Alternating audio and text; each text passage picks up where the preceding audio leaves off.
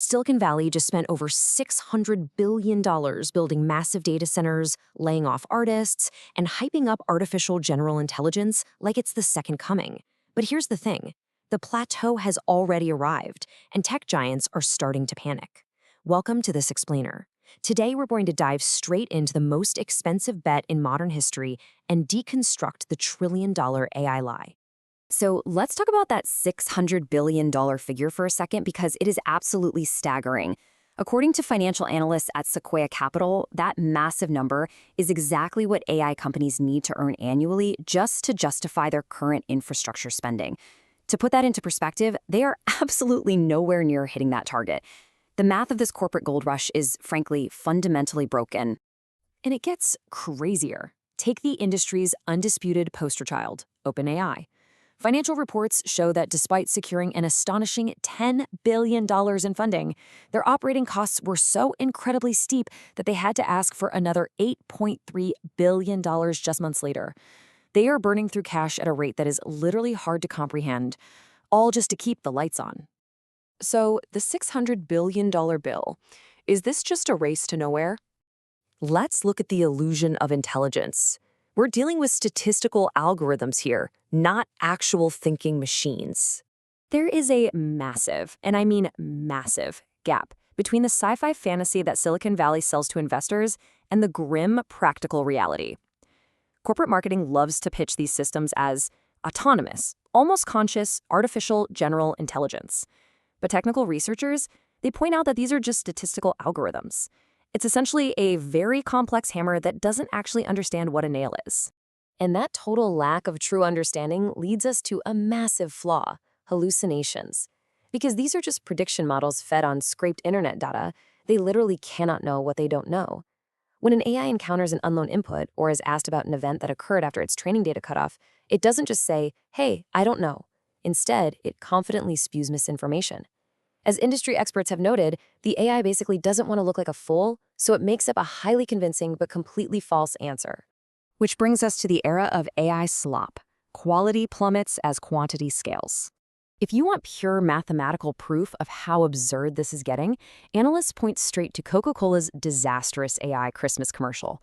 A multi-billion-dollar corporation tried using AI to save money on artists, right?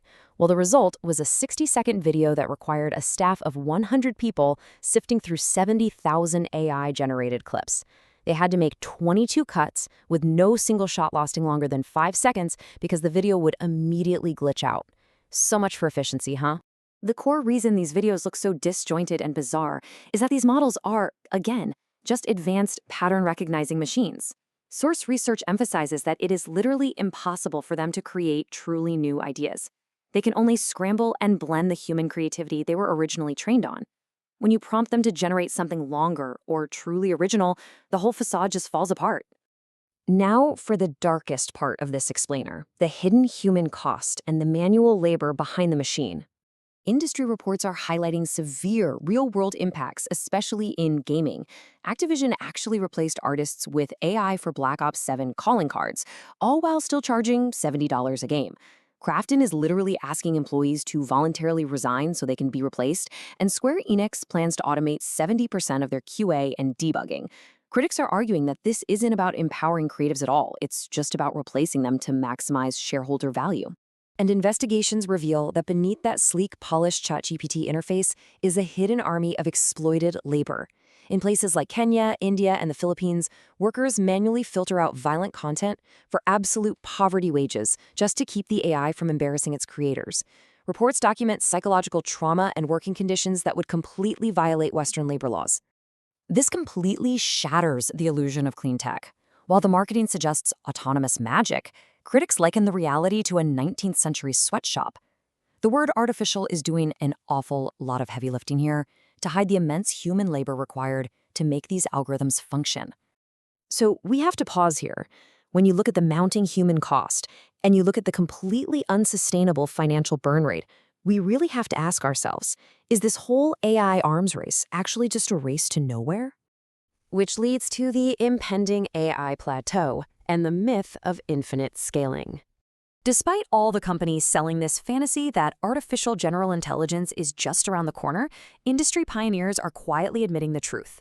As noted by insiders, rest assured, the plateau is already here. Current AI architectures have essentially maxed out because they are simply running out of high-quality, human-generated data to train on. The financial math simply fails to add up when you factor in the physical reality of our world. Data centers are burning through enormous, completely unsustainable amounts of electricity. Power grids are being pushed to their absolute maximum capacity. They're hitting a data wall because they've already scraped the entire internet. And most importantly, companies are struggling to turn a profit because consumers just aren't willing to pay for subpar, hallucinating products. Because of this data shortage, analysts warn we are entering a disastrous feedback loop. Data shows AI agents now account for over half of all global internet traffic, and an insane 75% of Twitter traffic. This means new models are now being trained on the AI-generated slop of older models, fundamentally degrading the quality of the entire internet in the process. As you leave this explainer today, I really want you to look past the corporate hype and consider this final question posed by critics. If this $600 billion technology relies on sweatshop labor, replaces working artists, drains our power grids, and degrades the internet into an endless sea of slop, who actually wins? When this trillion-dollar bubble eventually bursts, who is going to be left holding the bill? Thanks for joining me, and I hope this helps you see past the delusion.